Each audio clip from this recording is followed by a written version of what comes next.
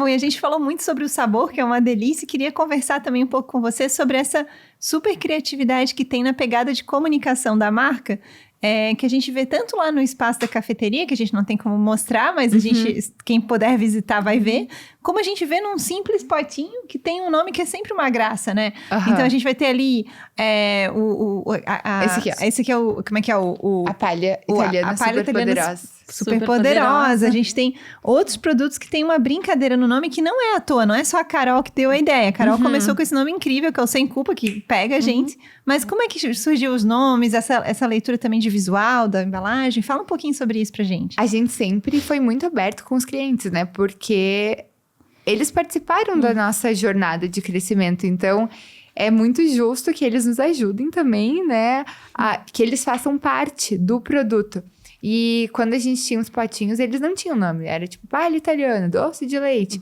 Então, a gente abriu uma caixinha lá no Instagram, né? Pra eles nos ajudarem a colocar os nomes.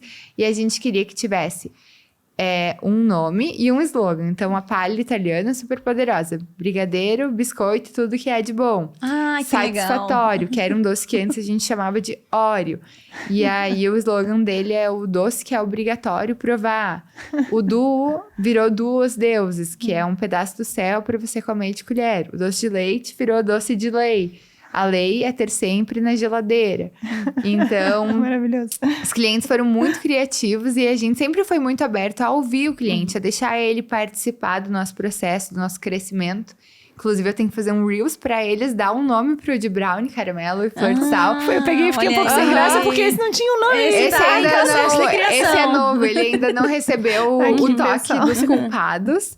Mas em breve receberá, depois eu vou postar um Reels lá e eles vão achar Então o tu nome. chama o cliente de culpados. Os culpados, A gente é uma confraria.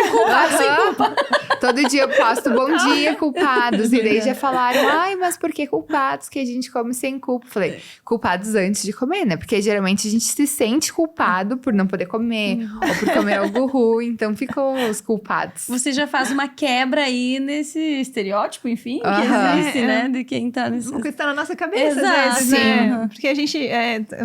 quem faz muito regime, essas coisas, sabe que tem aquela coisa assim, tu se priva tanto de comer que na hora que você come demais, né? Então é melhor, às vezes, se dar o prazer de comer um pouquinho de vez em quando e desfrutar daquilo que tu gosta, né? Tu gosta de doce, não Exato, vai deixar tu de não gostar. vai conseguir viver sem. E, Carol, tu trouxe um doce também que traz uma pegada de inovação, de ingredientes sazonais. Como é que é? Essa é uma trufa de bergamota. Trufa de bergamota. E a gente saboriza ela com a raspa da bergamota mesmo, né? Que é Olha só super que linda. aqui do sul, banhada no chocolate meio amargo. E o sabor dela é muito ímpar, assim, gente. É maravilhoso. Então, a gente sempre tenta. Eu nunca copiei receita de ninguém, né? Eu já fiz vários cursos, assim... Mas pra mim não faz sentido eu pegar uma receita e copiar. Então, eu sempre criei as minhas próprias receitas, né? E isso é uma coisa que eu prezo muito pela identidade da empresa, porque às vezes tu vê um doce, daí tu vai lá e copia, sabe? Aquilo não é uma coisa tua. Então, a gente sempre tentou ter essa identidade muito forte, sabe? De ter a nossa... o nosso processo criativo, de ter os nossos doces que as pessoas só encontram ali. Claro que, por exemplo, uma banoffee, né?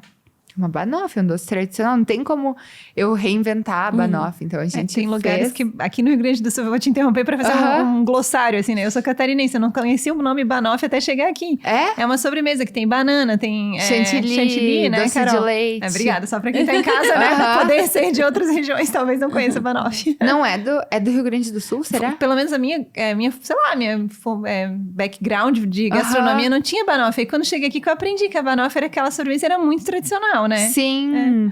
Então essas sobremesas que são muito tradicionais, assim, tu não vai inventar do zero, né? Tu vai se inspirar e vai fazer a tua versão de banoffee. Mais doce, menos doce, com chantilly, com canela, com doce de leite. Que nem a trufa. A trufa, não inventei a trufa, né? Mas eu fiz a minha adaptação, coloquei, né, a nossa carinha aqui do sul, que é a bergamota. Então tem toda aquela coisa de lagartear no inverno, comendo uma bergamota depois do almoço, né? A pessoa pode comer uma trufa de bergamota. Então, tem todo esse storytelling que a gente vai criando pro produto.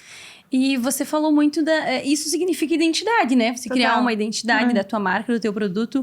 E, ao mesmo tempo, você precisa que a tua equipe vista a camisa e acompanhe, seja essa identidade. Sim. Como é que é você treinar esses teus funcionários, a tua equipe, enfim, ou para eles fazerem parte, serem parte? Sim.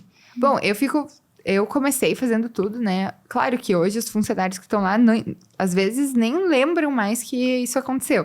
Eu tô sempre relembrando, né? Lembra que era eu que ficava na cozinha, né? Então eu sei fazer. Porque com o tempo tu vai saindo da produção e aí tu tem que estar sempre treinando. Então, pelo menos uma vez por mês a gente tem algum treinamento. Quando vai fazer um doce novo, eu crio o produto junto com elas, a gente melhora, aprimora. E aí esse treinamento constante. Também tem que ter tudo sempre padronizado, escrito, um processo bem definido para cada coisa. Então, a gente tem os pops, tem ficha técnica de tudo, e aí as gurias já vão se acostumando, né? De que a gente tem um padrão, de como que a gente faz as coisas. Quando a gente vai criar um doce novo, então todo mundo ajuda na criação. Às vezes eu venho com a ideia e digo, agora vocês façam tal coisa. E daí elas começam a testar e a gente vai construindo isso juntos. Porque nem sempre consigo ficar o tempo todo na cozinha, né? Agora eu quero fazer um negócio que hoje eu já falei, tem isomalte aí, que eu tive uma ideia para nós fazer um doce novo. Vocês sabem o que é isso? Não. Daí eu falei, então pesquisem e amanhã a gente vai criar. Ou eu faço as coisas, daí elas querem que eu ensine, né? O pudim de milho eu tinha feito primeiro em casa, daí elas queriam muito que eu ensinasse. Aí eu falei, vou fazer aqui com vocês, então. Né? Então, eu vou sempre trazendo a inovação e elas vão colocando isso no dia a dia, elas vão pegando também, né, isso, que é uma cultura da empresa. Sempre que elas têm uma ideia, eu falo, não, pode me trazer a ideia, vamos ver como é que a gente pode fazer, quer mudar tal produto. Eu sou muito aberta, então isso facilita bastante, né? Eu dou um pouco de mim, elas dão um pouquinho dela e aí a gente vai construindo aquela cultura sempre voltada para a inovação, né?